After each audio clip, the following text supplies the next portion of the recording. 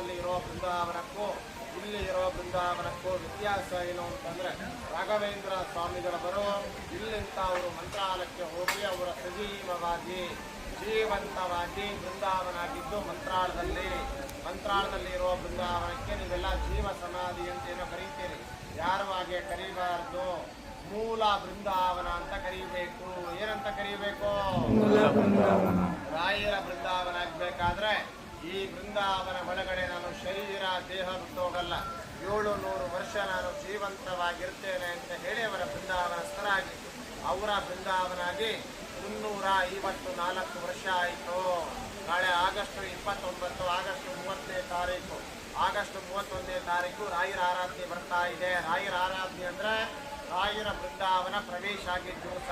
ನಾಳೆ ಆಗಸ್ಟ್ ತಿಂಗಳ 30ನೇ ತಾರೀಕಿಗೆ ರಾಯರ ಬೃಂದಾವನಾಗಿ 355 ವರ್ಷ 355 ಇಯರ್ಸ್ ಕಂಪ್ಲೀಟ್ ಆಗ್ತದೆ. ಅವ್ರಿನ್ನ ಎಷ್ಟು ವರ್ಷ ಇರ್ತಾರೆ? 345 ವರ್ಷ ಜೀವಂತವಾಗಿರ್ತಾರೆ. ಹಂಗಾಗಿ ಜೀವ ಸಮಾಧಿ ಅಂತ ಯಾರು ಬಳಸಬಾರ್ದು, ಮೂಲ ಬೃಂದಾವನ ಅಂತಾನೆ ಕರೀಬೇಕು. ಈ ಕಲಿಯುಗದಲ್ಲಿ ನನ್ನ ಕ್ಷೇತ್ರಕ್ಕೆ ಬಂದು ಅವರ ಇಷ್ಟಾರ್ಥ ಸಿದ್ಧಿ, ಅವರ ಮನಸ್ಸಂಕಲ್ಪ ಸಿದ್ಧಿ, ಯಾರು ಕಷ್ಟ ಅಂತ ಬಂದು ನನ್ನ ಹತ್ರ ಅರಕೆ ಮಾಡಿಕೊಂಡು, ನನ್ನ ಹತ್ರ ಸಂಕಲ್ಪ ಮಾಡಿಕೊಂಡು, ನನ್ನ ಹತ್ರ ಮನಸ್ಸಲ್ಲಿ ಸಮರ್ಪಣೆ ಮಾಡಿ ಅಪ್ಲಿಕೇಶನ್ ಹಾಕಿ ಹೋಗ್ತಾರೋ ಪ್ರತಿಯೊಬ್ಬರಿಗೂ ನಾನು ಬೃಂದಾವನ ಒಳಗಿಂತಾನೆ ಅವರ ಕೇಳುವಂತಹ ಕೊಳ್ಳಕ್ಕೆ ಪ್ರತಿಯೊಬ್ಬರಿಗೂ ನಾನು ಅನುಗ್ರಹ ಮಾಡ್ತೀನಿ ಲೋಕ ಕಲ್ಯಾಣಕ್ಕೋಸ್ಕರ ಅಂತ ಅವರ ಬೃಂದಾವನ ಆಗಿದೆ.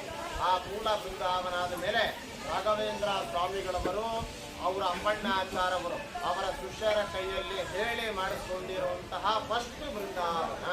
ಮಂತ್ರಾಳದಲ್ಲಿ ಬೃಂದಾವನ ಆದಮೇಲೆ ಫಸ್ಟ್ ಬೃಂದಾವನ ಆಗಿದ್ದಂತಹ ಜಾಗ ಸ್ಥಳ. ನೀವು ಬಂದಿರುವಂತಹ ಈ ಜಾಗ ಮಾಮೂಲಿ ಕ್ಷೇತ್ರ ಅಲ್ಲ, ತುಂಬ ಜಾಗೃತವಾದ ಸ್ಥಳ.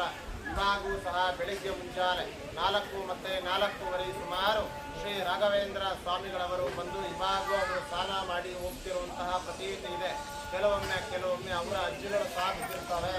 ಇವಾಗಿರೋರು ಬಂದು ಅಪ್ಪಣ್ಣಾಚಾರ್ಯವರ 6th ಜನರೇಷನ್ ಅಂತ ಕರೀತಾರೆ. 6th ಅಂದರೆ 6ನೇ ಜನರೇಷನ್ ಅಂತ ಈ ಮಠ ಎಲ್ಲ ನೋಡ್ಕೊಂಬದೆಲ್ಲ ನಾವೇ.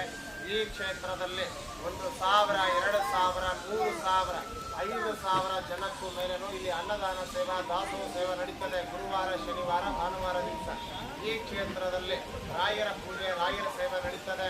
ನಾವು ರಾಯರ ಕ್ಷೇತ್ರದಲ್ಲಿ ಬಂದಾಗ ನಮ್ಮ ಕುಟುಂಬದ, ನಮ್ಮ ಮಕ್ಕಳ ಹೆಸರ ಮೇಲೆ ರಾಯರ ಪೂಜೆ, ರಾಯರ ಸೇವೆಗಳ ಮಾಡಿಸಬೇಕು ಅಂತ ನಿಮ್ಮ ಮನಸ್ಸಿಗಿತ್ತು